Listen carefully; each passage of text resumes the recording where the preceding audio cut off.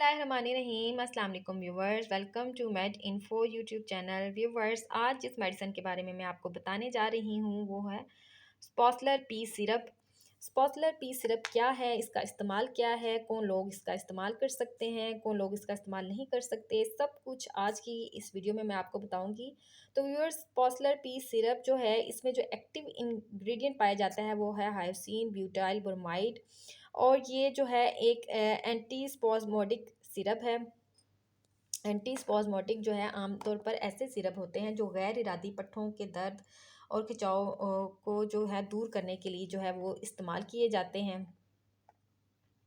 अब जो है ये आम तौर पर बच्चों में पेट दर्द के इलाज के लिए जो है वो इस्तेमाल करवाया जाता है। बड़े भी इसका इस्तेमाल कर सकते हैं, लेकिन आम तौर पर जो डॉक्टर हैं वो बच्चों को ये दवा जो है वो देते हैं। इसके अलावा जो है ये मैदे और आंतों की तकलीफ़ में आराम देता है। स्पॉसलर पी मैदे, आंतों और पेशाब की नाली के दर्द को दूर करता है। ये मोशन, मतली और कैं को रोकने के लिए भी इस्तेमाल किया जाता है। गुर्दा और पित्ता की पथरी की वजह से जो होने वाला दर्द है उसको दूर करता है।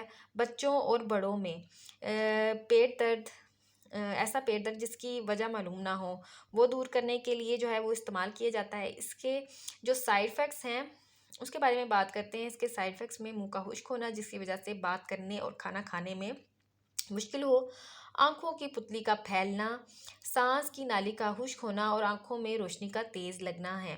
इसके अलावा जो इसके साइड इफ़ेक्ट्स हैं उनमें कब्ज़, घबराहट और दिल की धड़कन का तेज़ होना है। अब बात करते हैं कि कौन लोग जो है इसका इस्तेमाल ना करें। इस पे बात करते हैं। जिन लोगों को काले मोतिये का मसला हो वो स्पॉसलर पी का इस्तेमाल ना करें। आंतों की बीमारी के मरीज़ और वो मरीज़ जो हैं जिनमें गदूद प्रोस्टेट बड़ा हो वो इसका इस्तेमाल जो है वो ना करें, क्योंकि इस वजह से पेशाब में रुकावट जो है वो उसके इम्कानात होते हैं। प्रेगनेंसी ख़ास तौर पर पहले जो 3 माह हैं इस दवा के जो इस्तेमाल है उसमें एहतियात बरतनी चाहिए। इसके अलावा ऐसे मरीज़ इस दवा को इस्तेमाल ना करें जिनको इस दवा में पाए जाने वाले अज़ा से एलर्जी हो।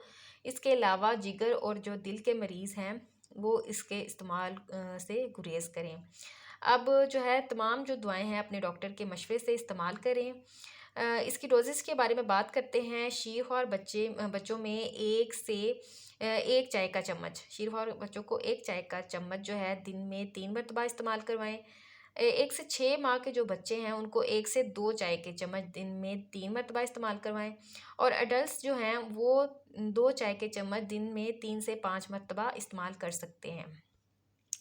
व्यूवर्स, ये थी स्पॉसलर पी के बारे में इंफॉर्मेशन। अगर आपको मेरी इन्फॉर्मेशन अच्छी लगे और इससे आपको फ़ायदा हो तो मुझे कमेंट्स में ज़रूर बताइएगा। वीडियो को लाइक और चैनल को सब्सक्राइब करना मत भूलिएगा। मिलते हैं एक नई वीडियो के साथ, तब तक के लिए अपना बहुत ख्याल रखिएगा। अल्लाह हाफिज़।